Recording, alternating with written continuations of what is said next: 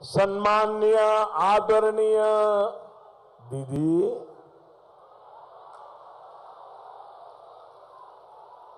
आदरणीय दीदी, ओ दीदी,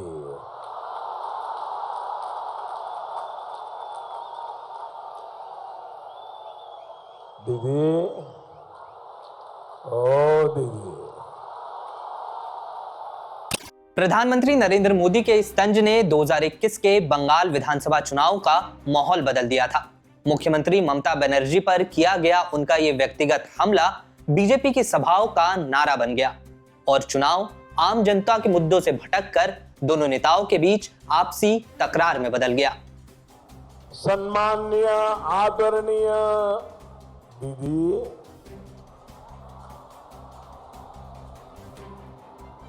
आदरणीय दीदी, ओ दीदी,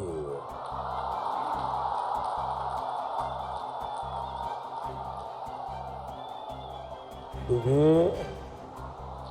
ओ दीदी।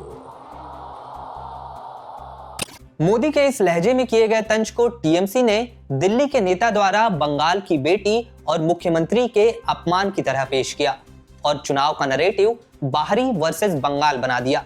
पीएम मोदी के इस बयान को मुख्यमंत्री ममता बनर्जी ने बंगाल का अपमान बताया और खुद को बंगाल के सम्मान के लिए लड़ती हुई बेटी बताया, जिसके बाद बीजेपी की सुशासन और परिवर्तन की बातें पीछे छूट गई।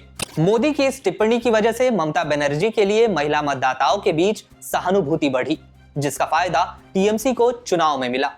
पीएम मोदी का मुख्यमंत्री ममता बनर्जी पर किया गया व्यक्तिगत हमला पिछले चुनाव में बीजेपी की हार का बड़ा कारण बना था। 2021 से सबक लेकर इस बार बीजेपी टीएमसी के हाथों में कोई मौका नहीं देना चाहती। इसकी झलक प्रधानमंत्री नरेंद्र मोदी के पश्चिम बंगाल चुनावी कैंपेन की शुरुआत में ही देखने मिल गई। मार्च में होने वाले बंगाल चुनाव के लिए साल की पहली चुनावी सभा करने प्रधानमंत्री नरेंद्र मोदी उत्तर बंगाल के मालदा पहुंचे थे।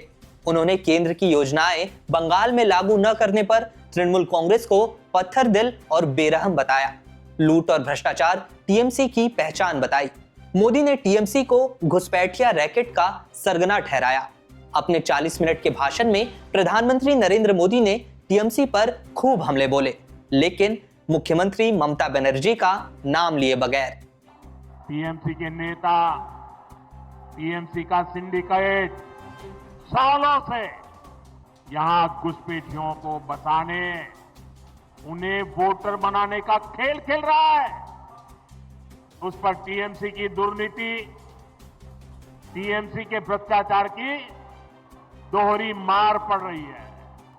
टीएमसी सरकार से गुहार लगा रहे हैं, क्योंकि टीएमसी सरकार ने यहां तो टीएमसी वाले आपको बाढ़ में बेहाल रहने के लिए छोड़ देते हैं। टीएमसी के चहेतों के खाते में 40-40 बार बाढ़ राहत का पैसा भेजा गया। मोदी ने अपने भाषण में एक बार भी ममता बनर्जी का जिक्र नहीं किया।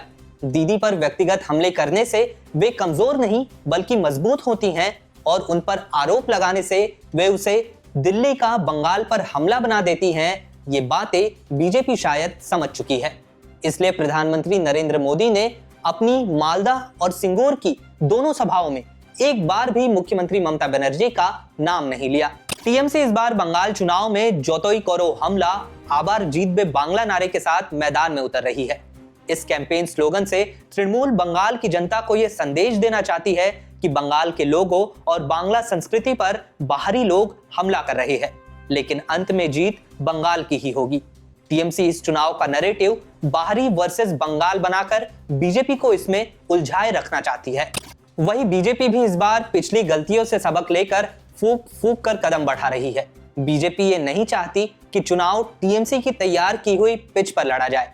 यही कारण है कि प्रधानमंत्री नरेंद्र मोदी अपने भाषण में ममता बनर्जी का नाम लिए बगैर बेरोजगारी, भ्रष्टाचार, टीएमसी की लूट, गुंडागर्दी और घुसपैठ जैसे मुद्दों को लेकर हमलावर है। बंगाल में बीजेपी इस बार पर्सनल और आइडेंटिटी पॉलिटिक्स से हटकर इशू बेस्ड इलेक्शन लड़ना चाहती है। इसके लिए पलटानो दौरकार चाहे बीजेपी शौरकार का नारा बीजेपी ने बुलंद किया है। पश्चिम बंगाल जैसे बड़े राज्य में ममता बनर्जी के सामने बीजेपी अब तक कोई भी लीडरशिप फेस तैयार कर पाने में नाकाम रही है। इस चुनाव में भी ये सवाल बना हुआ है कि ममता बनर्जी के सामने बीजेपी का चेहरा कौन होगा। इसका जवाब मिला प्रधानमंत्री मोदी की मालदा की परिवर्तन संकल्प सभा में। सभा के बैनर और होर्डिंग्स में सिर्फ प्रधानमंत्री मोदी ही नजर आए। मंच पर बंगाल बीजेपी के किसी भी नेता की तस्वीर नहीं थी। स्टेज बैनर पर सिर्फ प्रधानमंत्री मोदी की ही तस्वीर थी। वही सभा स्थल की अन्य होर्डिंग्स पर भी सिर्फ मोदी ही दिखाई दिए।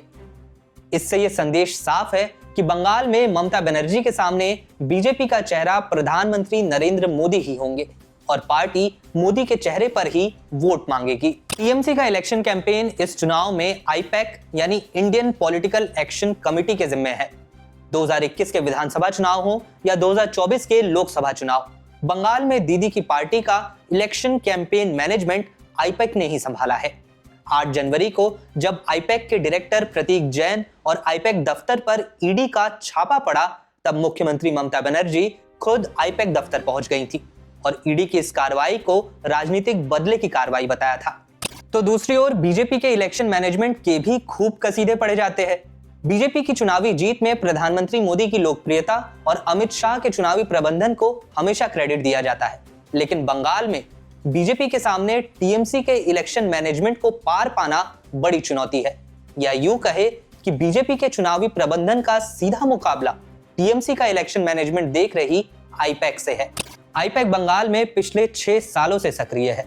बीजेपी के रणनीतिकार अमित शाह ये हकीकत खूब समझते हैं कि ममता बनर्जी जैसी लोकप्रिय नेता के साथ जब पार्टी कार्यकर्ताओं और प्रोफेशनल्स की टीम काम कर रही हो, तब जीत आसानी से नहीं मिलेगी। इस वीडियो में फिलहाल के लिए बस इतना ही। बंगाल चुनाव पर हम लगातार आपको अपडेट देते रहेंगे। पावर पॉलिटिक्स इंडिया को सब्सक्राइब कीजिए, लाइक कीजिए और प्लीज कमेंट कीजिए।